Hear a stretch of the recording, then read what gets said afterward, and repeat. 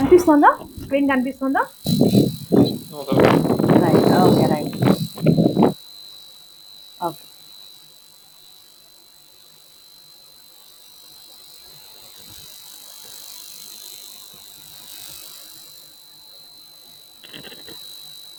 ఓకేమా?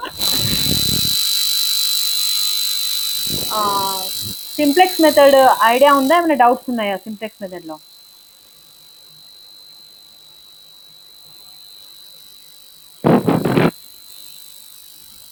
Simplex method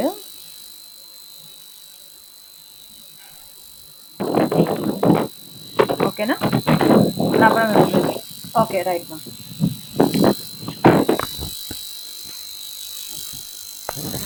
so మీకు ఇక్కడ ఈరోజు క్లాస్లో థియరీ క్వశ్చన్స్, ఇంపార్టెంట్ క్వశ్చన్స్ ఏమున్నాయి, మీరు ఎట్లా ప్రిపేర్ కావాలి అనేది నేను చెప్తాను ఇక్కడ. So first general form of the LPP.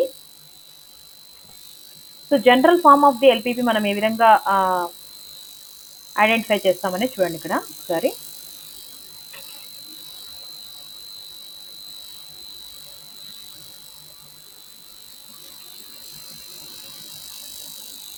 Okay.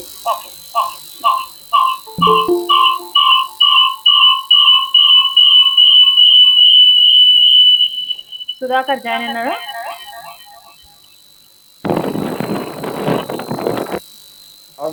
Okay. Right మా. ఓకే. రైట్ మా. So we will start the lesson. So already ఇది completed. Due to pandemic corona వల్ల మీరు చాలామంది యాబ్సెంట్ అయినారని మళ్ళీ మీకోసం చెప్తున్నాను ఇక్కడ. సో ఫస్ట్ ఎల్పిపి, మన సబ్జెక్ట్ ఎల్పిపి. సో ఎల్పిపి అంటే ఏమి, అసలు ఎందుకు, what is the use of the LPP అనేది నేను మీకు ఎక్స్ప్లెయిన్ చేస్తాను, జాగ్రత్తగా వినండి. సో లీనియర్ ప్రోగ్రామింగ్ ప్రాబ్లం, దీన్ని మనం తెలుగులో ఏమంటామంటే ఏకఘాత ప్రణాళిక అని అంటాం. మీరు ఏది డౌట్ వచ్చినా కూడా, ఏ వర్డ్ డౌట్ ఉన్నా కూడా మీరు నాకు ఇప్పుడే అడగండి, ఖచ్చితంగా మీకు ఈ క్లాస్లో ఇది రావాలన్నమాట. ఏకఘాత ప్రణాళిక. సో ఏకఘాత అంటే పేరులోనే ఉంది, ఏదైనా ఒక రిలేషన్షిప్ అనమాట. అంటే 4x + 3y ≤ 5. ఇది ఒక రిలేషన్షిప్, ఒక సంబంధం వేరియబుల్స్ మధ్య. సో ఇక్కడ మనం మీరు ఒకసారి గమనిస్తే ఎక్స్కి పవర్ 1 ఉంది, వైకి కూడా పవర్ 1 ఉంది. కాబట్టి దీన్ని మనం ఏమంటామంటే లీనియర్, ఏకఘాతము అని అంటాం, ఏకఘాత సంబంధము అని అంటాం అనమాట. సో అదేవిధంగా ఇంకొకటి చూడండి, 2x1 + 3x2 + 4x3 ≥ 7 ఇలా ఉందనుకోండి. దీన్ని కూడా మనం ఏకఘాతం అని అంటాం. ఎందుకంటే x1, x2, x3 అనేవి వేరియబుల్స్, చలరాశులు. వీటి యొక్క ఘాతం కూడా మనకి ఎలా ఉంది, 1 1 1 అనే ఉంది. కాబట్టి ఇది కూడా మనకి ఏకఘాతము అని అంటాం. సరే, నేను ఇంకొకటి చెప్తాను, అది ఏకఘాతమా కాదా చెప్పండి చూద్దాం. x × y + 4 = 7. ఈ సంబంధం ఏకఘాతం అవుతుందా కాదా? ఏకఘాతము, ఇక్కడ చూడండి, ఎక్స్కి ఘాతం 1 ఉంది, వైకి కూడా ఘాతం 1 ఉంది. కాబట్టి ఇది ఏకఘాతం కాదు. ఎందుకంటే రెండింటిని మనము మల్టిప్లై చేసామనుకోండి, 1 + 1 అంటే 2 అయిపోతుంది కదా. కాబట్టి ఇది ఏకఘాతం కాదు. అలానే x² + y² = 10 ఇలాంటి రిలేషన్షిప్ ఉందనుకోండి. సో x² + y² = 10 అనేది కూడా మనకి ఏకఘాతం అవుతుందా కాదా? x² + y² అని ఉంది కదా. సో x² + y² అనేది మనకి ఏకఘాతం అవుతుందా కాదా? ఏం విశ్వనాథ్, బాగున్నావా? కాశీ విశ్వనాథ్ ఏమ్మా? సుధాకర్ కనిపిస్తుందా? స్క్రీన్ కనిపిస్తుందా? ఓకే. రైట్ మా. ఓకేమా. x² + y² = 10 అని ఉంది కదా, ఇది మనకి ఏకఘాతం కాదు. ఎందుకు అంటే ఎక్స్కి స్క్వేర్ ఉంది, వైకి కూడా స్క్వేర్ ఉంది. కాబట్టి ఇది ఏకఘాతం కాదు. అంటే మన ఈ సబ్జెక్ట్ అంతా ద్విఘాతం. ఎస్ మా, రైట్. సో మన ఈ సబ్జెక్ట్ అంతా ఇప్పుడు ఎల్పీపీ మీరు చదవబోయే ఈ సబ్జెక్ట్ అంతా కూడా మనకి ఏకఘాతం ఉన్న ప్రాబ్లమ్సే ఉంటాయి. అన్ని ఏకఘాత సమస్యలే ఉంటాయన్నమాట. అర్థమైందా? అంటే మనకి ఎక్కడ ఏ ప్రాబ్లంలో X square Y square X వైలు ఎక్కడా కనిపించవు. మనకి ఏమున్నా ఎక్స్ 4x+3y ఇలాంటి మోడల్, లేదా x1 x2 ఇలా సింగిల్గా ఏకఘాతం ఉండేటువంటి ప్రాబ్లమ్సే మనకు ఉంటాయన్నమాట. సో ఏకఘాతం అంటే అర్థం అది. ఓకేనా? ప్రణాళిక. ప్రణాళిక అంటే ఏమో తెలుగులో మనము ప్రణాళిక అంటుంటాం కదా, పంచవర్ష ప్రణాళికలు అంటుంటాం. ప్రణాళిక అంటే అర్థం ఏంటి? ప్లాన్ అనమాట. ప్లాన్. Very good. ప్రణాళిక అంటే ఒక ప్లాన్ అనమాట. సో మరి ఏకఘాత ప్రణాళిక సమస్య ఎల్పీపీ ప్రతిసారి సబ్జెక్ట్ పేరు ఎల్పీపీ అంటున్నాం కదా. ఎల్పీపీ అంటే అర్థం ఏంటి అంటే, ఇచ్చినటువంటి ఒక సమస్యలో వాళ్ళు ఏదైనా ఒక సమస్య ఇచ్చారనుకోండి, అందులో ఉండేటువంటి రిలేషన్షిప్స్ అన్నీ కూడా ఏకఘాతం. రిలేషన్షిప్ సంబంధాలంటే less than or equal to ఉండొచ్చు, greater than or equal to ఉండొచ్చు, లేదా ఎగ్జాక్ట్గా ఈజ్ ఈక్వల్ టు అనైనా ఉండొచ్చు. ఇవన్నీ కూడా ఏకఘాతాలు అవుతూ ఉద్దేశ ప్రమేయం. ఉద్దేశ ప్రమేయం అంటే అర్థం ఏంటి అంటే, మనం ఏం చెయ్యాలని అనుకుంటున్నాం దాన్ని మనం ఉద్దేశము అని అంటాం. సో ఫర్ ఎగ్జాంపుల్, ఒక కంపెనీ ఉంది. ఆ కంపెనీ వచ్చేసి చైర్స్ టేబుల్స్ తయారు చేయాలి అని అనుకుంటోంది. Chairs tables. ఓకేనా? సో చైర్స్ టేబుల్స్ తయారు చేయాలి అని అనుకున్నప్పుడు వాళ్ళకి ఏమేమి అవసరమైతే చెప్పండి. తయారు చేయాలి అని అనుకున్నప్పుడు చైర్స్ కానీ టేబుల్స్ కానీ తయారు చేయాలంటే చెక్క అవసరం కదా, వుడ్ అవసరం కదా, అవునా? వుడ్ ఒక్కటి ఉంటే ఆటోమేటిక్గా తయారైపోయి వచ్చేస్తాయా చైర్స్ కానీ టేబుల్స్ కానీ? ఖచ్చితంగా వుడ్తో పాటు మ్యాన్ పవర్ కూడా ఉండాలంటే మానవ శక్తి. అంటే మానవ శక్తి అంటే మనిషి అయినా తయారు చేయొచ్చు, లేదా మిషనరీ అనమాట. మిషనరీ అంటే యంత్రాలు ఏమైనా కూడా మిషనరీ అయినా అవసరమా అవుతుందన్నమాట. సరే, ఇప్పుడు నాకు ఒక విషయం చెప్పండి. వుడ్ కానీ మ్యాన్ పవర్ కానీ అన్లిమిటెడ్గా ఎంత అంటే అంత ఉంటుందా ఎవరి దగ్గర అయినా సరే? లేదు కదా. అంటే ఒక కంపెనీ ఉంది. చూడండి, మీకు ఎల్పీపీ గురించి క్లియర్గా అర్థం కావాలంటే, ఒక కంపెనీ ఉంది. ఆ కంపెనీ చైర్స్ టేబుల్స్ తయారు చేయాలి అని అనుకుంటుంది. తయారు చేయాలంటే వాళ్ళకి ఏమేమి అవసరమవుతుంది? వుడ్ అవసరమవుతుంది, అలానే మ్యాన్ పవర్ కూడా అవసరమవుతుంది అనమాట. మేజర్గా ఇంకా రెంట్ అవన్నీ పక్కన పెడదాం, కరెంట్ బిల్ అవన్నీ పక్కన పెడదాం. మెయిన్గా మనకి ఇవి రెండు అవసరమవుతాయి. అయితే ఇక్కడ వాళ్ళు తయారు చేసేటప్పుడు దేనికోసం తయారు చేస్తారు? ఇవంతా కూడా తయారు చేసి దేనికోసం? లాభం కోసమే కదా. అంటే లాభాన్ని ఎప్పుడు కూడా ఎవరైనా ఏం కావాలనుకుంటారు? లాభం ఎక్కువ రావాలనుకుంటారు. అంటే మ్యాక్సిమం జెడ్ అని అంటాం. అదే నష్టం అనుకోండి. అంటే నష్టం అంటే ఇప్పుడు ఫర్ ఎగ్జాంపుల్ కూరగాయల వ్యాపారం చేసే వాళ్ళు ఉంటారు. సో కూరగాయలు కానీ లేదంటే ఫ్రూట్స్ మర్చెంట్స్ ఉంటారు. వాళ్ళకి ఎప్పుడు లాభాలే వస్తాయా? ఒక్కోసారి ఇప్పుడు చూడండి, మ్యాంగోసే ఇప్పుడు ప్రజెంట్ చాలా మ్యాంగోస్ చెడిపోతున్నాయి. టమాటాస్ ఉంటాయి, ఒక్కోసారి అవి చెడిపోతుంటాయి. అంటే ఎప్పుడు లాభాలే మనకు వస్తాయని చెప్పడానికి లేదు కదా, నష్టాలు కూడా వస్తుంటాయి. సో నష్టాలు వచ్చినప్పుడు ఎవరైనా నష్టం ఏం కావాలనుకుంటారు? తక్కువ అయిపోవాల నష్టము. నష్టం అనేది ఉంటుంది. కూరగాయలు కానీ లేదంటే ఫ్రూట్స్ కానీ, లేదా కొన్ని కంపెనీస్లో నష్టాలు అనేవి కూడా ఉంటాయి. సో నష్టాన్ని ఎప్పుడు ఏం కావాలనుకుంటాం? మినిమైజ్, తక్కువ కావాలని అనుకుంటాం అనమాట. సో ఇక్కడ మీరు గుర్తుపెట్టుకోవాల్సింది, ఇదంతా ఎందుకు చెప్తున్నానంటే, మీకు ఇంతవరకు ప్రాబ్లమ్స్ మీరు చేస్తూ వచ్చారు కదా చాలా క్లాసెస్లో. ప్రతి ప్రాబ్లంలో సాల్వ్, మ్యాక్స్ జెడ్, మిన్ జెడ్ అని ప్రాబ్లమ్స్ ఇస్తూ వచ్చారు. మ్యాక్స్ జెడ్ అంటే అర్థం ఏంటి అంటే, వాళ్ళ యొక్క ఉద్దేశము మ్యాక్సిమం చెయ్యాలి. ఉద్దేశ ప్రమేయం అక్కడ ఎక్కువ రావాలి. లాభం కానీ లేదంటే అర్నింగ్, ఆదాయం కానీ ఎప్పుడు మనం ఎక్కువ రావాలని అనుకుంటాం. అలానే నష్టం కానీ ఖర్చులు కూడా ఉంటాయి కదా. ఏదైనా తయారు చేయాలి అంటే మనకు ఖచ్చితంగా ఖర్చులు కూడా ఉంటాయి. ఖర్చులు కానీ నష్టం కానీ మనము ఏమనుకుంటాము? తక్కువ రావాలనుకుంటాం. ఆదాయం కానీ లాభం కానీ మనం ఎక్కువ రావాలి అని అనుకుంటాం అనమాట. ఇలా తక్కువ కానీ ఎక్కువ కానీ చేసేటువంటి ప్రమేయాన్ని మనం ఉద్దేశ ప్రమేయం అని అంటాం. ఆ ఉద్దేశ ప్రమేయాన్ని ఇంగ్లీష్లో మనం ఆబ్జెక్టివ్ ఫంక్షన్ అని అంటాం. ఇది మీరు ఆబ్జెక్టివ్ అనేది గుర్తుపెట్టుకోవాలి.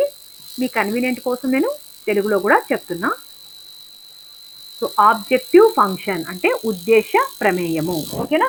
అర్థమైందా? ఉద్దేశం అంటే ఏమి? ఎక్కువ కావాలనుకుంటే మ్యాక్సిమైజేషన్, తక్కువలో మనకి నష్టం కానీ ఖర్చులు కానీ తక్కువ కావాలనుకుంటాం కదా, దాన్ని మినిమైజేషన్ అని అంటాం. ఇది ఫస్ట్ పార్ట్ అంట ఎల్పీపీ. ఒక ఎల్పీపీ ఉంది అంటే ఫస్ట్ మనకు కనిపించేది ఉద్దేశం ఏంటి అనేది కనిపిస్తుంది. ఓకే, ఉద్దేశం తర్వాత నెక్స్ట్ వచ్చేటువంటిది ఏంటి అంటే సెట్ ఆఫ్ కండిషన్స్ అనమాట. అంటే కన్స్ట్రెంట్స్. ఫర్ ఎగ్జాంపుల్ వుడ్ తో మనం తయారు చేయాలి. ఒక కంపెనీలో వుడ్ అనేది అన్లిమిటెడ్గా ఉంటుందా అంటే ఎంత అంటే అంత, ఎన్ని టన్నులు అంటే అన్ని టన్నులు ఉంటుందా, ఎంతో ఒక 450 స్క్వేర్ ఫీట్స్ అను, లేకపోతే 450 స్క్వేర్ ఫీట్స్ అను, ఇలా లిమిటెడ్గా ఉంటుంది అనమాట. అదేవిధంగా వాయిస్ అవునా, ఒక్క నిమిషం ఉండండి. డిస్టర్బెన్స్ ఎక్కువ మేడం. అది మీ దగ్గర నుంచే మీరే అన్మ్యూట్ చేసినట్టున్నారు. లేదు మేడం. లేదా ఒక్క నిమిషం మీరు అప్పటి నుంచి చెప్పలేదు. ఇప్పుడు చెప్పండి, ఇప్పుడు ఎలా ఉంది? ఇప్పుడు చెప్పండి వాయిస్ ఎట్లా ఉందో. అవునా అవునా, ఒక్క నిమిషం ఉన్నాను, నేను ఇయర్ ఫోన్స్ చేంజ్ చేస్తాను. ఒక్క 1 minute. సమీర్,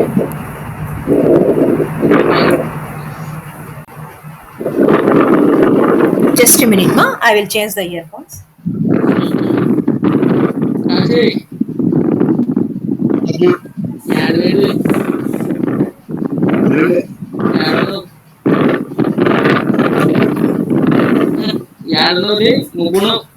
ఒక్క నిమిషం.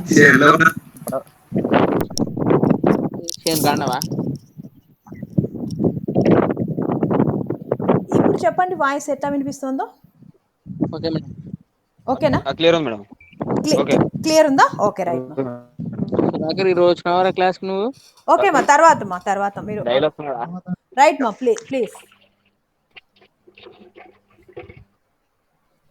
ఓకే రైట్ మా. సో వన్స్ అగైన్ ఇంకోసారి చెప్తాను చూడండి. ఒక కంపెనీ ఉంది, మ్యానుఫ్యాక్చర్ చేయాలి.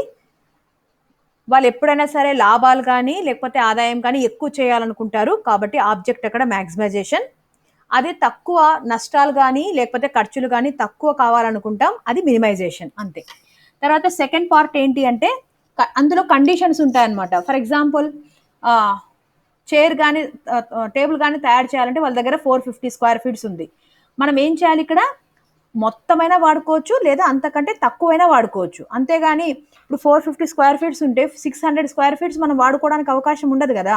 కాబట్టి ఆ కండిషన్ని మనం less than or equal to 450 అని అంటాం. అర్థమవుతుందా ఇక్కడ నేను చెప్పేటువంటి పాయింట్? ఇప్పుడు ఫర్ ఎగ్జాంపుల్ నీ దగ్గర 10,000 రూపాయలు ఉందనుకోమా, నువ్వు ఎంత ఖర్చు పెట్టచ్చు? 10,000 ఖర్చు పెట్టుకోవచ్చు, లేదా అంతకంటే తక్కువైనా ఖర్చు పెట్టచ్చు. కాబట్టి దాన్ని ఏమంటాం మనం? Less than or equal to 10,000 అని అంటాం. అలానే ఇక్కడ కండిషన్స్ అంటే అర్థం ఏంటి అంటే వాళ్ళ దగ్గర వనరులు ఉన్నాయి, వాటిని మొత్తంగా అయినా వాళ్ళు వాడుకోవచ్చు లేదా అంతకంటే తక్కువైనా వాడుకోవచ్చు. సో వీటిని మనం ఏమంటామంటే కండిషన్, సెట్ ఆఫ్ కన్స్ట్రైంట్స్ అని అంటాం. ఇంకా లాస్ట్ థర్డ్ వన్ ఏంటి అంటే ఇప్పుడు చైర్స్ కానీ టేబుల్స్ కానీ తయారు చేస్తే నెంబర్ అన్నప్పుడు x1 నెంబర్ ఆఫ్ చైర్స్ అనుకోండి, 10 చైర్లు తయారు చేస్తే x1 ఈజ్ ఈక్వల్ టు 10 అంటాం. అదే 20 చైర్లు తయారు చేశారనుకోండి, x1 ఈజ్ ఈక్వల్ టు 20 అని అంటాం.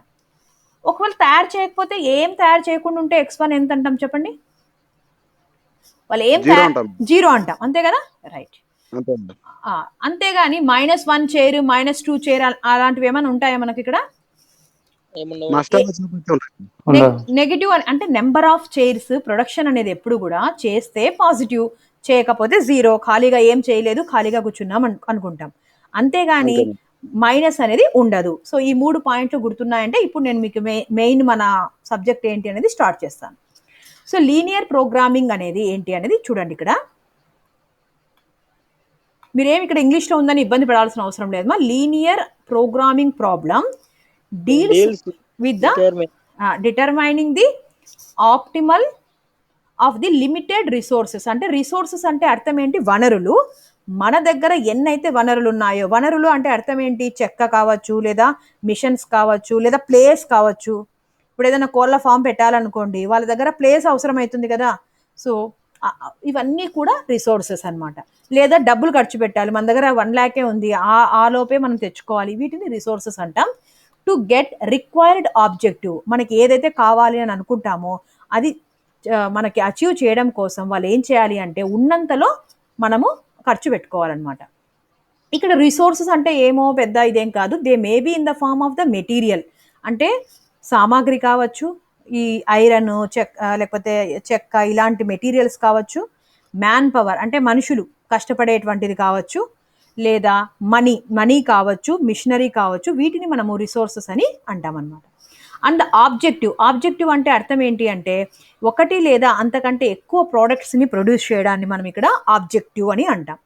ఇక్కడ ఏమంటే out of all permissible allocation of resources ఉన్న వాటిలో ఎవరైనా ఏం చేయాలని అనుకుంటారు అంటే ఇందాక నేను చెప్పాను కదా, టోటల్ ప్రాఫిట్ కానీ ఇన్కమ్ కానీ లాభము లేదా ఆదాయాన్ని ఎవరైనా ఏం చేయాలనుకుంటారు, ఎక్కువ చేయాలని అనుకుంటారు, అది మ్యాక్సిమైజేషన్. అలానే నష్టాలు కానీ ఖర్చులు కానీ లాస్ ఆర్ కాస్ట్ ఏం చేయాలనుకుంటారు, మినిమం తక్కువ చేయాలని అనుకుంటారు అనమాట. ఇప్పుడు మీకు అర్థమైందా ఎల్పిపి అంటే అర్థమేమి? ఉన్నటువంటి రిసోర్సెస్లో మనం ఏం చేయాలి అంటే ఆప్టిమైజేషన్, మ్యాక్సిమైజేషన్ ఎప్పుడు అంటామంటే ప్రాఫిట్ కానీ ఇన్కమ్ కానీ ఉంటే ఎక్కువ చేయాలనుకుంటాం. అదే ఖర్చులు కానీ నష్టాలు కానీ ఎంతసేపు తక్కువ చేయాలి, వీలైనంత తక్కువ ఖర్చులు తక్కువ నష్టం వచ్చేటట్టు చూసుకోవాలని అనుకుంటాం. ఓకేనా, రైట్ మా. ఇప్పుడు నెక్స్ట్ చూడండి, ద వర్డ్ లీనియర్ అంటే ఇందాకనే చెప్పాను ఏమి అంటే డిగ్రీ 1 ఉంటే లీనియర్ అని అంటాం, ఏకఘాతము అని అంటాం. సో 1 డిగ్రీ 1 ఉంటే లీనియర్ అంటాం. సింపుల్గా ఏ రూపంలో ఉంటుంది లీనియర్ అంటే A1 x1, A2 x2, A3 అంటే నేను ఇందాక మీకు ఎగ్జాంపుల్స్ 4x1 + 2x2 అలా చెప్పాను కదా, జనరల్గా అనమాట. ఒక్కొక్క ఎగ్జాంపుల్ చెప్పే బదులు A1 A2 అంటే స్థిరాంకాలు, ఇక్కడ 4x1 5x2 అలా అనమాట. A1 x1 + A2 x2 + A3 x3 and so on +AN xn. ఓకేనా, లీనియర్ అంటే ఈ రూపంలో ఉంటే లీనియర్ అని అంటాం. ప్రోగ్రామింగ్ అంటే ఇందాకనే మీరు చెప్పారు, ప్రోగ్రామింగ్ అంటే ప్లానింగ్ అనమాట, ప్రణాళిక, ఒక ప్లాన్ వేయడం అనమాట. ఓకేనా, సో లీనియర్ ప్రోగ్రామింగ్ ప్రాబ్లం అంటే నిర్వచనం ఏంటి అంటే ఇఫ్ ఆల్ ఇనీక్వాలిటీ అంటే అసమానతలు అంటే ఎన్ని రకాలు? 2 రకాలు ఉంటాయి. ఏమేమి చెప్పండి? సమానత్వం అంటే ఈజ్ ఈక్వల్ టు కదా, అసమానత్వం అంటే ఏంటి? Less than or equal to ఉన్న అసమానత్వమే, ఇంకా greater than or equal to ఉన్న అసమానత్వమే. ఓకేనా, if all the inequalities involved in a problem are linear అంటే ఒక సమస్యలో ఉన్నటువంటి అసమానతలన్నీ కూడా లీనియర్ అంటే ఏకఘాతమే ఉండి, అదేవిధంగా ఆబ్జెక్టివ్ ఫంక్షన్ అంటే ఉద్దేశ ప్రమేయం. ఆబ్జెక్టివ్ అంటే మీ మైండ్లో ఏం గుర్తు రావాలి? మ్యాక్సిమైజేషన్ కానీ మినిమైజేషన్ కానీ ఏదైనా ఉండొచ్చు, సిచ్యువేషన్ బట్టి, కంపెనీని బట్టి, వాళ్ళ యొక్క సిచ్యువేషన్ బట్టి మ్యాక్సిమం కానీ మినిమం కానీ, అది కూడా ఎలా ఉండాలంట? లీనియర్గానే ఉంటే అలాంటి ప్రాబ్లమ్ని మనం లీనియర్ ప్రోగ్రామింగ్ ప్రాబ్లం అని అంటాం. చూడండి, ఎక్కువ కన్ఫ్యూజ్ అయ్యే పని లేదు, అన్ని అసమానతలు లీనియర్గా ఉండాలంట, అలానే ఉద్దేశ ప్రమేయం కూడా లీనియర్గానే ఉండాలి. అలాంటి సమస్యనే మనం ఏకఘాత ప్రణాళిక సమస్య అని అంటాం. మీరు తెలుగులో అయినా రాయండి, ఇంగ్లీష్ ప్రిఫర్ చేయండి అనే చెప్తాను, ఎందుకంటే ఇది ప్రాబ్లం పార్ట్ కాబట్టి మీ అందరూ కూడా ఈజీగానే, మీరు పెద్ద టఫ్ ఏం లేదు. ఇనీక్వాలిటీస్ అన్నీ లీనియర్, ఆబ్జెక్టివ్ ఫంక్షన్ కూడా లీనియరే, అలాంటి ప్రాబ్లమ్ని మనం లీనియర్ ప్రోగ్రామింగ్ ప్రాబ్లం, ఏకఘాత ప్రణాళిక సమస్య అని అంటాం. ఓకే, ఇప్పుడు చూడండి, linear program consist of 3 parts, 3 భాగాలుగా ఉంటుంది. మొదటి భాగమేమో ఆబ్జెక్టివ్ ఫంక్షన్, దీన్ని మనం తెలుగులో ఉద్దేశ ప్రమేయం అని అంటాం. ఉద్దేశం, మనం ఏం చేయాలనుకుంటున్నాము అనేది ఉద్దేశ ప్రమేయం. తర్వాత సెకండ్ వన్ ఏంటి అంటే మీరు పార్టిసిపెంట్స్ లిస్ట్ స్క్రీన్ షాట్ చేసి నాకు వాట్సాప్ చేయండి అమ్మా. ఇప్పుడు క్లాస్ మిడిల్లో ఎప్పుడైనా చేయండి, నాకు ఎండ్ అయినాక పంపించండి. నెక్స్ట్ సెట్ ఆఫ్ కన్స్ట్రెయింట్స్ అనమాట. ఆబ్జెక్టివ్ అంటే ఏముండొచ్చు? మ్యాక్సిమైజేషన్ ఉండొచ్చు లేదా మినిమైజేషన్ ఉండొచ్చు. సెకండ్ ఏంటమ్మా అంటే సెట్ ఆఫ్ కన్స్ట్రెయింట్స్. అంటే సెట్ అని ఎందుకన్నామంటే ఒకటే కండిషన్ ఏమి ఉండదు, 2-3 కండిషన్లు ఉండొచ్చు కదా. అంటే చెక్క ఇంతనే ఉంది, ఇంతలోనే వాడుకోవాలి, ఇంతమందే ఉన్నారు, ఇన్ని గంటలే పని చేయగలరు, లేదా ఇంత ప్లేసే ఉంది, ఇన్ని డబ్బులే ఉన్నాయి. సో వీటిని మనం set of constraints are conditions అని అంటాం. నియమాలు అనమాట, అవన్నీ కూడా నియమాలు. ఓకేనా. లాస్ట్ వన్ వచ్చేసి non negative restrictions. Non negative అంటే మనం తెలుగులో ఏమంటామంటే రుణేతర. నాన్ నెగిటివ్ అంటే ఏమంటాం తెలుగులో? రుణేతర నియమాలు. కరెక్టేనా? సో నాన్ నెగిటివ్ రిస్ట్రిక్షన్స్ అనేది థర్డ్ పార్ట్. ఇందాక నేను చెప్పాను కదా, చైర్స్ కానీ టేబుల్స్ కానీ తయారు చేస్తే గ్రేటర్ దాన్ 0, 10, 20, 30, 1, 2 అది గ్రేటర్ దాన్ 0, తయారు చేయకపోతే 0. అంతేగాని -1 -2 ఉండవు. ఎందుకంటే రుణ అంటే ఈ నెగెటివ్ కాకుండా మిగతావి ఏవైనా x1 x2 వాల్యూస్ ఉంటాయి. దాన్ని మనం నాన్ నెగెటివ్ రిస్ట్రిక్షన్స్ అని అంటాం. అర్థమైందా ఇక్కడ చెప్పిన పాయింట్? లీనియర్ అంటే ఏకఘాతం ఉండాలి. ఓకేనా? ఆబ్జెక్ట్ అంటే ఉద్దేశం, అది మ్యాక్సిమం అయినా ఉండొచ్చు, మినిమం అయినా ఉండొచ్చు. ఎప్పుడు మ్యాక్సిమం అంటాం, ఎప్పుడు మినిమం అంటాం గుర్తుపెట్టుకోండి. తర్వాత వచ్చే పార్ట్ ఏంటి? కండిషన్స్.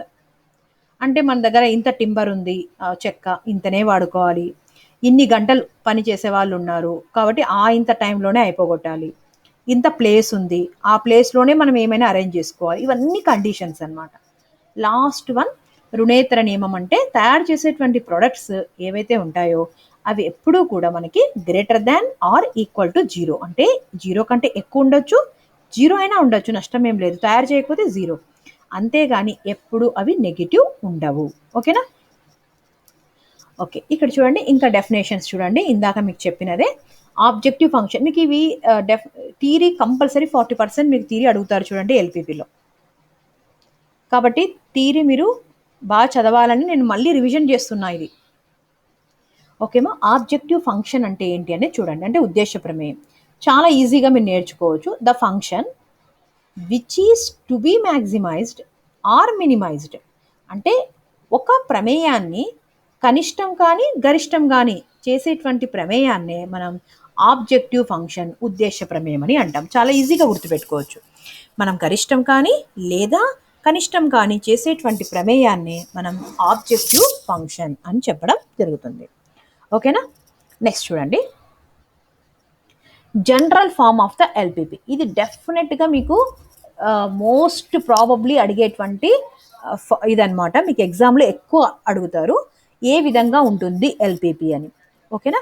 చాలా ఈజీ గుర్తుపెట్టుకోవచ్చు. చూడండి, general form of the LPP is defined as follows. ఎలాగంటే find x1 x2 and so on xn.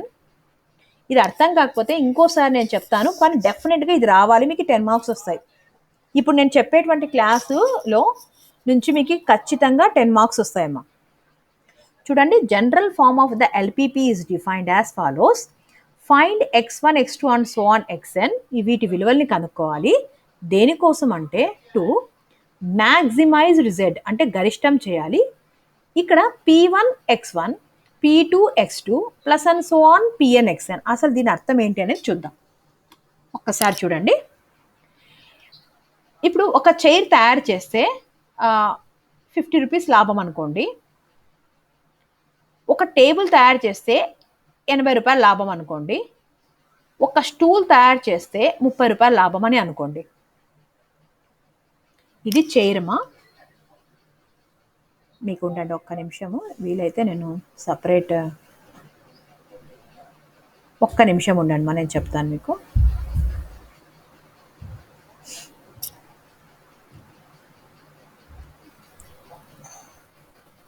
Separate board ఉంటే బాగుంటుంది.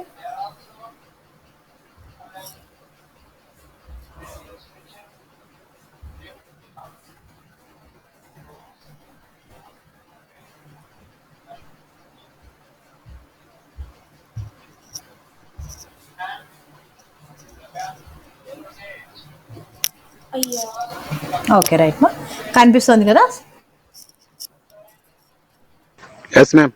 ఓకే రైట్ మా, ఇప్పుడు చూడండి,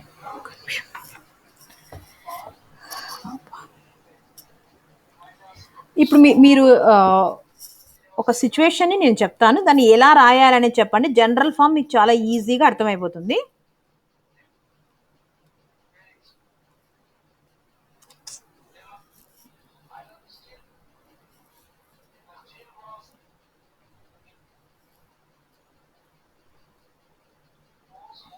చైర్, టేబుల్స్, ఇక్కడ వుడ్ అనుకోండి, ఇక్కడ మ్యాన్ పవర్ అనుకోండి,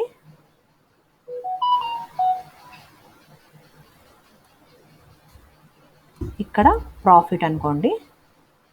ఒక చైర్కి ప్రాఫిట్ 50 రూపాయలు అనుకోండి. ఒక టేబుల్కి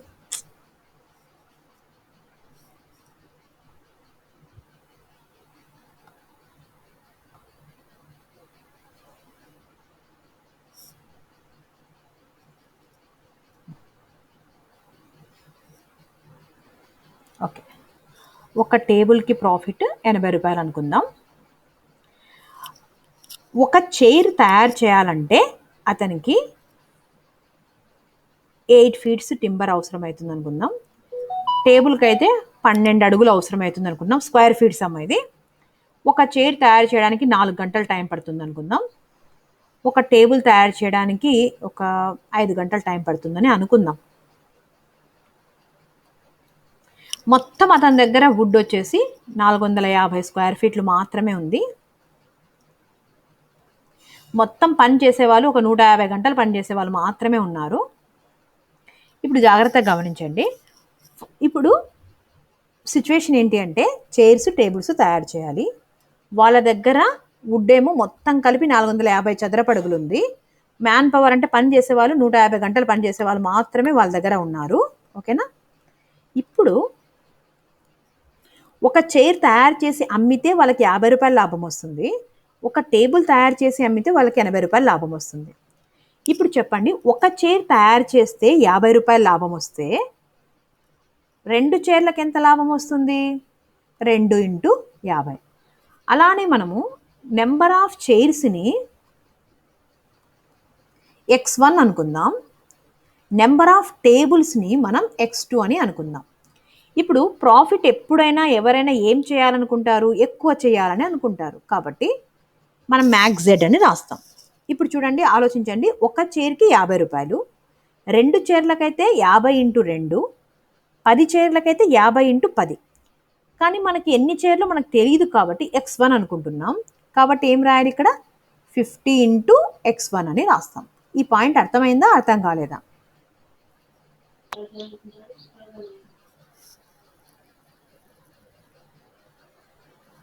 అర్థమైంది. ఓకేనా? చూడండి మా, ఫస్ట్ మనం ఏం రాస్తున్నాం అంటే ఆబ్జెక్టివ్ ఫంక్షన్ రాస్తున్నాం. ఇది మీరు ఇది అర్థమైంది అనుకోండి, మీకు ఈ సబ్జెక్ట్ ఏంటి అనేది ఇంట్రెస్ట్ వస్తుందన్నమాట. కాబట్టి కొంచెం టైం తీసుకున్నా పర్వాలేదు, మీకు జనరల్ ఫామ్ ఈజీగా అర్థమవుతుంది ఇక్కడ ఏం రాస్తున్నాము అనేది. ఓకేనా? ఒక చైర్ తయారు చేయడానికి తయారు చేసి అమ్మితే 50 రూపాయల లాభము. 2 చైర్లకి 50 ఇంటూ 2, x1 చైర్లు కాబట్టి 50 ఇంటూ x1 అని రాస్తాం. అయితే ఒక్కటే కాదు కదా, ఇంకొక ప్రోడక్ట్ కూడా ఉంది. కాబట్టి మధ్యలో మనం కూడతాం కదా, మొత్తం లాభం రావాలంటే ఇంకొక ప్రోడక్ట్ కూడా ఉంది. ప్లస్ ఏం రాయాలి చెప్పండి ఇక్కడ? ఒక టేబుల్కి 80 రూపాయలు. 80 into x2. Very good, 80 into x2. ఇది ఆబ్జెక్టివ్ ఫంక్షన్.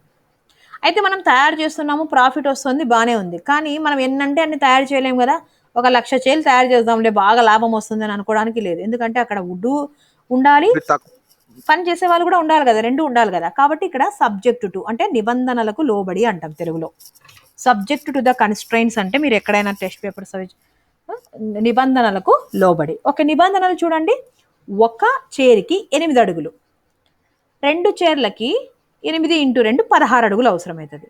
అలాగా x1 చైర్స్ ఉన్నాయి కాబట్టి మనం ఏం రాస్తాం ఇక్కడ? 8 ఇంటూ చెప్తారా? x1. 8 into x1. Very good. తర్వాత ప్లస్ టేబుల్ కూడా ఉంది కదా, ఒక టేబుల్కి అయితే 12 అడుగులు. ఏం రాస్తాం ఇక్కడ?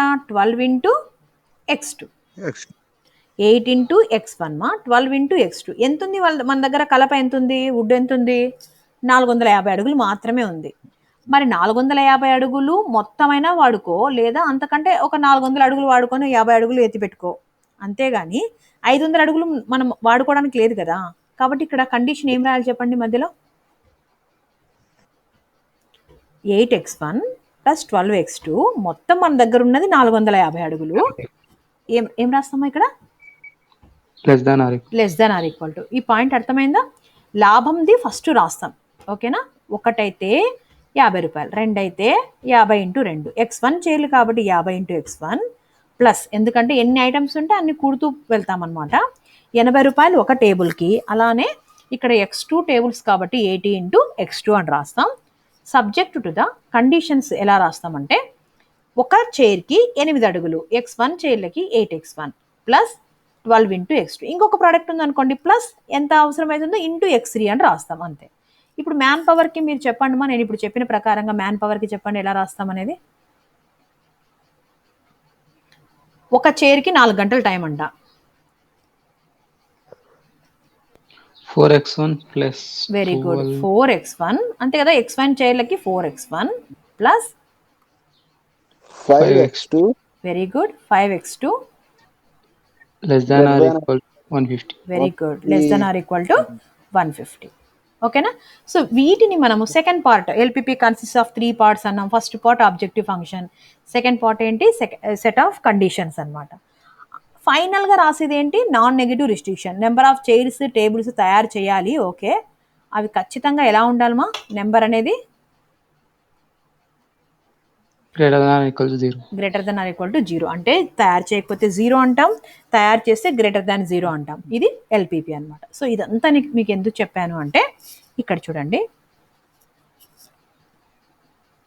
మీకు ఇక్కడ జనరల్ ఫామ్ దగ్గర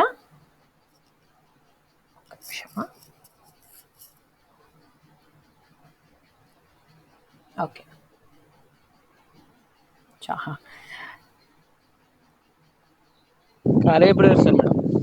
కాలేజ్ ఇప్పట్లో తెరిచే పరిస్థితులు అయితే కనిపించట్లేదు మా. ఈ కరోనా అంతా తగ్గిపోతే తెరవచ్చు.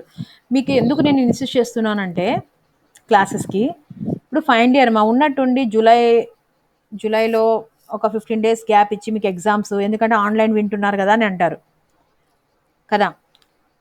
పైగా ఇది ప్రాబ్లం, ఆన్లైన్లో ఎగ్జామ్ ఉండదు, ఆఫ్లైన్లోనే ఉంటుంది ఎగ్జామ్. సరే సరే ఓకే ఓకే మా, డోంట్ టాక్ ఎనీథింగ్ మా, ఎందుకంటే మనం మాట్లాడదాం, ఇది అయిపోయిన క్లాస్ అయినాక మాట్లాడదామా దాని గురించి. అదే మా, అందుకనే మీరు ఇబ్బంది పడకూడదని. మీకు ఆల్రెడీ ఒకవేళ మిస్ అయినా కూడా నేను తర్వాత చెప్తాను, నేను మెథడ్స్ ఎక్స్ప్లెయిన్ చేస్తాను. థియరీ మాత్రం బాగా చదవండి. మీకు ఏం డౌట్లు ఉన్నా నెక్స్ట్ క్లాసెస్ నుంచి మీరు రెగ్యులర్గా అటెండ్ అవ్వండి. టుమారో ఏమి ఫ్రైడే కదా, సారీ థర్స్డే, ఫస్ట్ అవర్ ఉంది చూడండి టుమారో. మీరు ఇప్పుడు వచ్చిన వాళ్ళందరూ టుమారో ఫస్ట్ అవర్ 8 o'clockకే క్లాస్ ఉంటుంది. మీరు వస్తే మిగతాది కూడా ఎక్స్ప్లెయిన్ చేస్తానండి. మీరు మిస్ అయినవి ఎక్స్ప్లెయిన్ చేస్తాను, రివిజన్ చేస్తాను, ఓకేనా. సరే మేడం. రివిజన్ చేస్తాను నేను మీకోసం, మళ్ళీ చెప్తున్నా నేను. కానీ రేపు మాత్రం అందరు అటెండ్ అవ్వాలి. రేపు ఒక్కరోజే కాదు, రేపటి నుంచి ప్రతిరోజు అటెండ్ అవ్వండి. మీరు కావాలంటే ఇంకా ఉంది మనకి సిలబస్, ఆఫ్లైన్ స్టార్ట్ అయినా మిగతా సిలబస్ మనం కంప్లీట్ చేసుకుందాం, ఓకేనా. గ్రూప్ లో యాడ్ చేయండి. ఎవరిని యాడ్ చేయాలమ్మా గ్రూప్లో? మేడం విశ్వనాథ్నా? సరే అమ్మా, నేను యాడ్ చేస్తాను. మేడం ఒక లింక్ పంపించారు కదా, ఆ విశ్వనాథ్కి ఫార్వర్డ్ చేయండి అమ్మా. అది లింక్ క్లిక్ చేస్తే జాయిన్ అయిపోతాడు.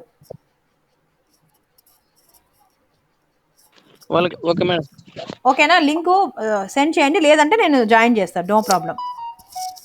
కాశీ తర్వాత పవన్ కళ్యాణ్ ఉన్నాడా? పవన్ కళ్యాణ్ ఏమి అసలు షూట్ అదే అట్లనే ఉంది చూస్తుంటే,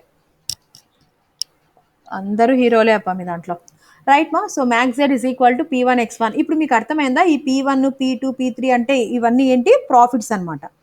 ఇక్కడ చూడండి, ఇక్కడ ఈ 50 80 ఉన్నాయి కదా, ఇవేంటివి? ప్రాఫిట్స్ అనమాట. కాబట్టి వాటిని మనం P1 P2 అంటున్నాం. మళ్ళీ ఇక్కడ P1 P2 అంతా ఏమి అని అనుకోవద్దండి. ఇప్పుడు అర్థమైంది కదా రియల్ లైఫ్ ప్రాబ్లమ్కి. P1 P2 అంటే ప్రాఫిట్, చైర్ తయారు చేస్తే ఎంత ప్రాఫిట్, టేబుల్కి ఎంత ప్రాఫిట్, అట్లా ఎన్ని ఐటమ్స్ అయినా పెట్టుకోండి, 1 2 అనే కాదు. అందుకనే మీకు plus and so on plus PNXN అని అంటున్నాం, ఓకేనా.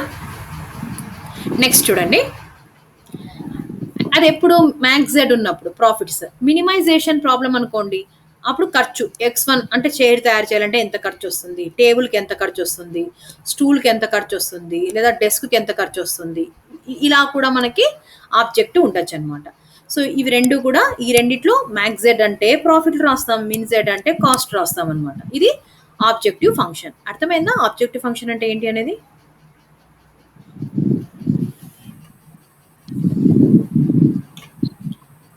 నిద్ర వస్తుంది ఏమో, అర్థమైందా?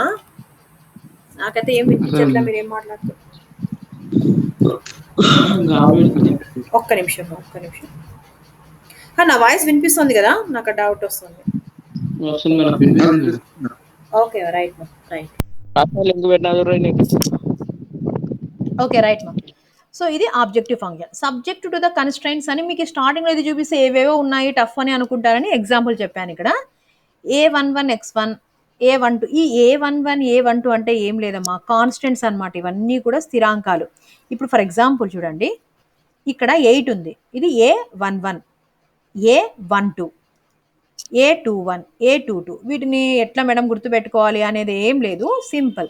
A11 అంటే అర్థం ఏంటంటే ఫస్ట్ రో ఫస్ట్ కాలం అని అర్థం. అర్థమవుతుందా? A11 అంటే ఏదో పెద్ద ఇది, ఎందుకంటే ఇక్కడితో ఆగిపోదు. ఇది నెక్స్ట్ డ్యుయాలిటీ అనే చాప్టర్లో కూడా మళ్ళీ మీకు ఇది రిపీట్ అవుతుంది. ఇదే సేమ్ అనమాట కాన్సెప్ట్. ఖచ్చితంగా అక్కడైనా ఇక్కడైనా ఒక చోట అయితే ఎగ్జామ్లో డెఫినెట్గా అడుగుతారు. 10 మార్క్స్ డెఫినెట్గా వస్తాయి మీరు నేర్చుకుంటే. చూడండి, A11 అంటే ఫస్ట్ రో ఫస్ట్ కాలం అని. A12 అంటే ఫస్ట్ రోనే సెకండ్ కాలం అని. అంటే మొదటి అడ్డు వరుస తెలుసు కదమ్మా, రో కాలం అంటే 1n అంటే మొదటి అడ్డు వరుస ఎన్నవ కాలం. కాలం అంటే నిలువు వరుస అనమాట, ఇంటూ xn. ఇక్కడ నేను ఏం చెప్పానంటే less than or equal to అని రాసి బ్రాకెట్లో greater than or equal to అని రాశాను, ఈజ్ ఈక్వల్ టు అని రాశాను. అంటే ఒక్కోసారి ఖచ్చితంగా ఇంతే వాడుకోవాలి, ఎగ్జాక్ట్ అంతా కంప్లీట్గా వాడుకోవాలి అనేటువంటి కండిషన్ కూడా ఉంటుంది. కాబట్టి అలాంటప్పుడు మనం ఈజ్ ఈక్వల్ టు అని రాస్తాం. Greater than or equal to అంటే అర్థం ఏంటమ్మా అంటే, ఇప్పుడు మీకు మినిమం 40 మార్క్స్ అనుకోండి, ఖచ్చితంగా 40 తెచ్చుకోవాలి, లేదా అంతకంటే ఎక్కువ తెచ్చుకోకూడదు. తెచ్చుకోవచ్చు, తక్కువ తెచ్చుకుంటే ఫెయిల్ అయిపోతారు కదా. అలాంటప్పుడు greater than or equal to పనికి వస్తుందమ్మా. ఓకేనా? Okay madam. Is equal to అంటే ఖచ్చితంగా కొన్ని ఎగ్జామ్స్ ఎట్లుంటాయంటే 3 అవర్స్ అంటే 3 అవర్స్ కంపల్సరీ కూర్చోవాలా. ముందు వెళ్తామన్నా పంపించరు, తర్వాత ఉంటామన్నా తర్వాత ఇస్తామన్నా కూడా మిమ్మల్ని అలో చేయరు.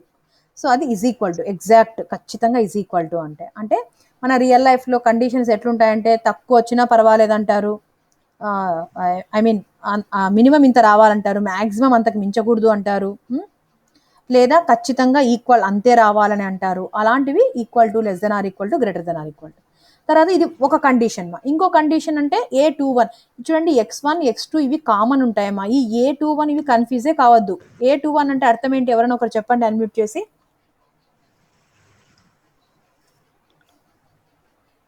సెకండ్ రోలో ఎస్, వెరీ గుడ్. సెకండ్ రోలో ఫస్ట్ కాలం అని. 2 అంటే సెకండ్ రోలో సెకండ్ కాలం. ఇది సెకండ్ రోలో ఎన్నవ కాలం అని అర్థం, అంతే. కాబట్టి ఇది ఇది చూసి ఏదో చాలా టఫ్ అని అనుకునే పనే లేదు. ఇక్కడ మనం ఏదైతే ఎగ్జాంపుల్ రాసామో ఆ ఎగ్జాంపుల్ x1 x2 ఉన్నాయి. ఇది A11 A12 ఈ కాన్స్టెంట్స్ అనమాట, అంతే. ఓకేనా? నెక్స్ట్ చూడండి. మేడం ఏమా పట్టికలాగా ఉంటుందా మేడం? ఏది ఏది క్వశ్చన్ పర్టికులర్ లాగా ఏమి ఉండదు. ఇప్పుడు చూపిస్తాను మీకు ఎట్లా ఉంటుంది ప్రాబ్లం అనేది. Madam first row second row అని రోల్స్ అది లేదు లేదు లేదమ్మా, లేదు. లేదమ్మా, ఫస్ట్ రో అంటే ఏం లేదు. ఇక్కడ చూడండి, ఇది పర్టికులర్ ఏం లేదు. ఇప్పుడు ఇది ఉంది కదా, ఇప్పుడు ఇది ఒక కండిషన్, ఇది ఒక కండిషన్ కదా. ఇది A11 అంటే ఫస్ట్ వచ్చేటువంటి గుణకము అని, అంటే మొదటి ఫస్ట్ దాంట్లోనే సెకండ్ వచ్చే గుణకము అని. ఈ సెకండ్ దాంట్లో సెకండ్ రోలో ఫస్ట్ వచ్చే గుణకం అంటే A21 అని. సెకండ్ దాంట్లోనే సెకండ్ కాలం అని, అంతే. పట్టిక లేదు, ఏం లేదు. ఓకేనా? A2nxn less than or equal to or greater than or equal to B2. ఒక రెండు కండిషన్లో ఉంటే ఇక్కడికి స్టాప్ అవుతుంది. మనకి జనరల్ ఫామ్ అంటున్నాం కదా, అంటే జనరల్గా అంటే ఎవరైనా ఎన్ని ఐటమ్స్ అయినా తయారు చేసుకోవాలి. నేను 2 ఐటమ్లకి నేను మీకు ఎగ్జాంపుల్ చెప్పాను. 10 ఐటమ్లు తయారు చేసుకునే వాళ్ళు ఉంటారు, 100 ఐటమ్లు తయారు చేసుకునే వాళ్ళు ఉంటారు, ప్లాస్టిక్ సామాన్లు అలాంటివి. సో అలాంటి వాళ్ళకు కూడా యూస్ఫుల్ అవ్వాలని ఎన్ అని, జనరల్ ఫామ్ అంటే అందరికీ అని. సో M1 అంటే M అడ్డు వరుస ఎమ్వ కండిషన్ అనమాట. x1 x2 and so on AMN XN same less than or equal to, greater than or equal to, ఏదైనా ఉండొచ్చు ఈ మూడిట్లో బియ్యం. ఇదంతా కూడా ఏంటి? Set of conditions. ఫైనల్గా మనం రాసేది ఏంటి? ఇది తెలుసు మీకు. ఫైనల్గా x1 x2 and so on XN greater than or equal to 0 అంటే అర్థం ఏంటి? ఇక్కడ మనం ఏదైతే ప్రొడ్యూస్ చేస్తూ ఉన్నామో అవి 0 అంటే ఏం చేయకపోతే 0, బాగా తయారు చేస్తున్నాము అంటే ఖచ్చితంగా గ్రేటర్ దాన్ 0 అయినా ఉండాలి అని. దీన్ని మనం general form of the LPP అని అంటాం. అర్థమైందా? ఏమైనా డౌట్ ఉందా? డెఫినెట్గా ఇది మీ అందరికీ రావాలి. మీరు నేను ఇది ఆల్రెడీ PPT షేర్ చేశాను చాలా రోజుల క్రితమే. మీరు ఒక్కసారి మీరు మంచి నోట్బుక్ పెట్టేసి, ఇప్పుడు నేను చెప్పినటువంటి ఇది ఎక్స్ప్లెయిన్ చేసినది ఉంది కదా, ఎక్స్ప్లెయిన్ చేసింది ఒక్కసారి రాయండి. ఇంక మీరు ఒక్కసారి రాసి ఎగ్జామ్ అప్పుడు చదువుకున్నా మీకు గుర్తుంటుంది. ఒక్కసారి 3 పార్ట్స్ ఉంటాయి. ఆబ్జెక్టివ్ ఫంక్షన్, జనరల్ ఫామ్ అంటే ఇలా ఉంటుంది, ఆబ్జెక్టివ్ ఫంక్షన్ ఉంటుంది, కండిషన్స్ అంటే కన్ఫ్యూజన్ ఏం లేదు ఇలా ఉంటాయి. తర్వాత నాన్ నెగిటివ్ రిస్ట్రిక్షన్స్ అంటే x1 x2 and so on XN greater than or equal to 0. ఓకేనా? రైట్. ఓకే, ఇప్పుడు ఇది ఒక్కసారి గమనించండి. ఇక్కడ మీకు ఒకసారి చదవండి ఏం రాసుందో. ఇక్కడ తెలిసిన పాయింటే ఇది.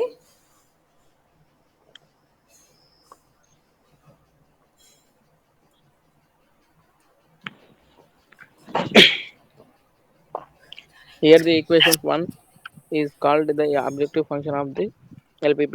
ఎస్ మా, అంటే ఫస్ట్ వన్ ఇక్కడ నేను నోట్ చేయలేకపోయినాను.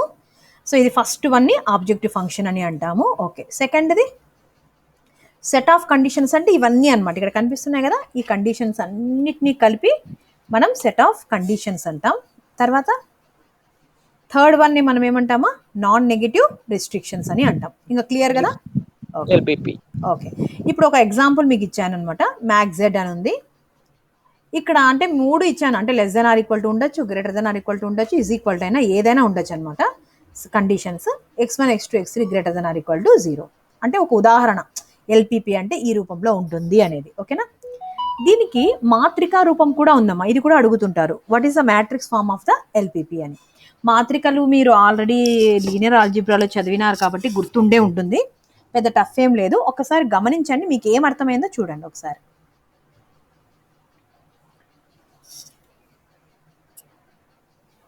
సింపుల్గా రాయడం అంతే. మాత్రికా రూపం అంటే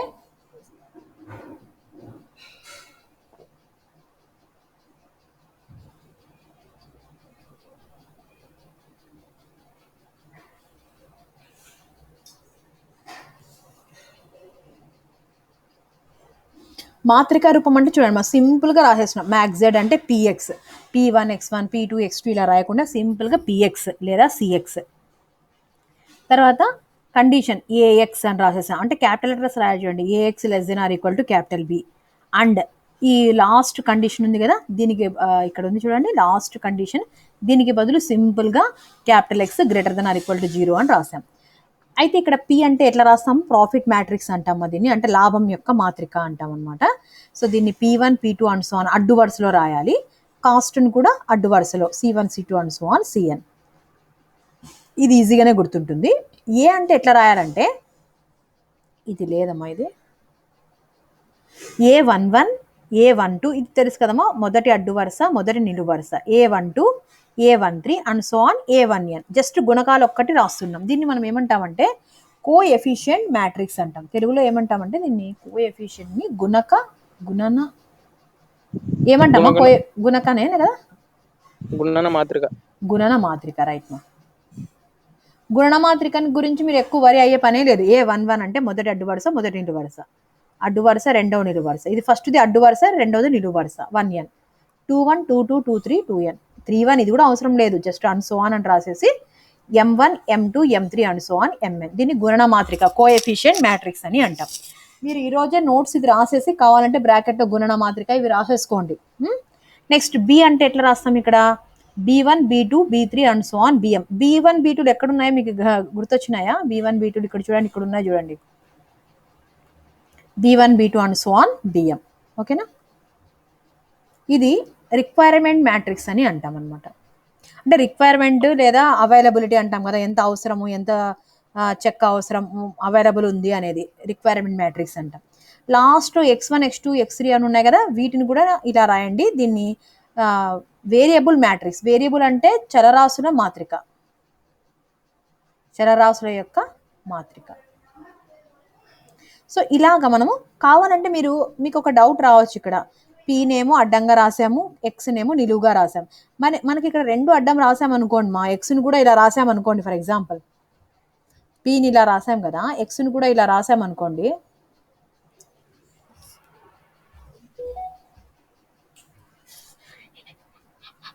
అయిపోయింది మా, ఒక 2 minutes 5 minutes ఎండ్ చేసేస్తాను నేను. ఇలా రాసామనుకోండి, మనం మల్టిప్లై చేయలేం కదా మా పీని ఎక్స్ని, ఎందుకంటే తెలుసు కదా మాత్రికల యొక్క రూల్స్ తెలుసు కదా, రెండు 1/n 1/n ఈ రూపంలో ఉన్నాయనుకోండి, అప్పుడు రెండింటిని మనం మల్టిప్లై చేయలేం. అలా కాకుండా P1 P2 and so on Pn ఇలా రాసి x1 x2 and so on xn ఇలా రాసామనుకోండి. ఇప్పుడు మీకు మాత్రికల యొక్క గుణకారం తెలుసు కదా, ఎట్లా రాస్తామనేది P1 x1 plus P2 x2 plus and so on plus Pn xn ఇది వచ్చేస్తుంది అనమాట. Cx కన్నా C1 C2 రాస్తారు, x1 x2 రాస్తే మనకి Cx వచ్చేస్తుంది. అలానే ఇది ఇంటూ x రాసామనుకోండి, x అంటే ఏంటి, ఇక్కడ x1 x2 and so on xn మీకు తెలుసు కదా ఎట్లా మల్టిప్లై చేయాలి అనేది. a11x1 plus a12x2 plus and so on plus a1n xn less than or equal to b. b అంటే b1 b2 and so on bm. So a11x1 plus a12x2 plus and so on a1n xn less than or equal to b1 అంటే ఆటోమేటిక్గా మనకి ఏదైతే మనం general form అని చెప్పామో ఆ form మీరు మల్టిప్లై చేసుకోండి, చెక్ చేసుకున్నారంటే మీకు యాజ్ ఇట్ ఈస్గా వచ్చేస్తుంది మా. So this is called the general form of the LPP. ఇందులోనే మ్యాట్రిక్స్ ఫామ్ డెఫినెట్గా మీరు అందరూ కూడా చదవాల్సినటువంటి టాపిక్ అనమాట. ఇంకొకసారి చూడండి, మీకు ఏమైనా డౌట్ ఉంటే అడగండి, లేదంటే నేను క్లోజ్ చేస్తాను సెషన్ని. చూడండి,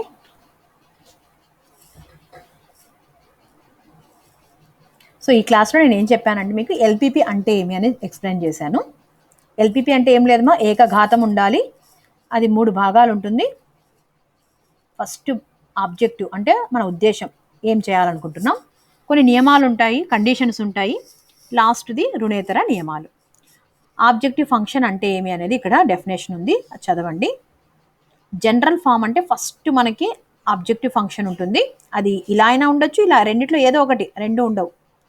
కండిషన్స్ ఉంటాయి, కండిషన్స్ని పెద్ద మీరు టఫ్గా అనుకోవద్దండి, సింపుల్. ఇవి x1 x2 and so on xn అనేది ప్రతి చోట ఉంటాయి. ఇవి గుణకాలమా, ఇవి 1 1 అంటే మొదటి అడ్డు వరుస, మొదటి నిలువు వరుస అని. ఇక్కడ 3 చెప్పాను ఎందుకంటే కొన్ని చోట్ల లెస్ దాన్ ఉండొచ్చు, గ్రేటర్ దాన్ ఉండొచ్చు, ఈజ్ ఈక్వల్ టు కూడా ఉండొచ్చు. ఓకేనా. తర్వాత లాస్ట్లో రుణేతర నియమాలు. దీనికి ఉదాహరణ ఈ విధంగా ఉండొచ్చు, లీనియర్ ప్రోగ్రామింగ్ ప్రాబ్లం అన్నప్పుడు. దీనికి మాత్రికా రూపం అంటే ఈ విధంగా రాస్తాం, క్యాపిటల్ లెటర్స్ అనమాట. ఇందులో పీని అడ్డంగా రాయాలి, అడ్డు వరుసల్లో రాయాలి, సిని కానీ పీని కానీ. ఎక్స్ని బీని నిలువు వరుసల్లోనే రాయాలి, అది మీరు కన్ఫ్యూజ్ కావద్దు. ఓకేనా. x1ని అడ్డంగా రాయొద్దండి, x నిలువుగా రాయాలి, పీని అడ్డంగా రాయాలి. ఏ అంటే గుణన మాత్రిక, గుణకాలన్నీ రాస్తూ వస్తాం అంతే. a11 a12 ఈజీగానే గుర్తుంటుంది. ఇక్కడ మీరు ఒక చిన్న పాయింట్ చూడండి, m,n ఎందుకు తీసుకున్నామంటే మనము m అనేది ఒక్కో చోట m,n సేమ్ ఉండొచ్చు మా, అంటే దాని అర్థం ఏంటనేది చెప్తాను చూడండి. m,n అంటే ఇక్కడ వేరియబుల్స్ ఉన్నాయి కదా, అంటే చైర్స్ టేబుల్స్తో పాటు స్టూల్స్ కూడా ఉన్నాయనుకోండి మా, అప్పుడు x3 రాస్తాం, అంటే n = 3 అని. అదే నియమాలు అనుకోండి, చైర్స్ టేబుల్స్తో పాటు ప్లేస్ కూడా అవసరమా అంటే ఇంకొక ఈక్వేషన్ వచ్చింది అనుకోండి, లేదంటే ప్రజెంట్ రెండే ఉన్నాయి కదా, రెండు కండిషన్లో ఉన్నాయి కాబట్టి m = 2 అని అంటాం. m,n అంటే ఏదో సపరేట్ అని అనుకోవద్దమ్మా, n అంటే నెంబర్ ఆఫ్ వేరియబుల్స్ అనమాట. చైర్స్ టేబుల్స్ ఇంకా ఏమన్నా తయారు చేయాలన్నా అది n అనమాట. నియమాలు ఎన్ని ఉంటాయి, ఒక నియమమా, 2 నియమాలా, 10 నియమాలు ఉన్నాయనుకోండి, m = 10 అని రాస్తాం. ఇప్పుడు మన ఈ ప్రాబ్లంలో నియమాలు 2 ఉన్నాయి, వేరియబుల్స్ కూడా 2 ఉన్నాయి. ప్రతి చోట ఇలానే ఉండాలని రూల్ లేదు కదా, అదనమాట. ఏమైనా డౌట్ ఉంటే అడగండి మా. ఇందులో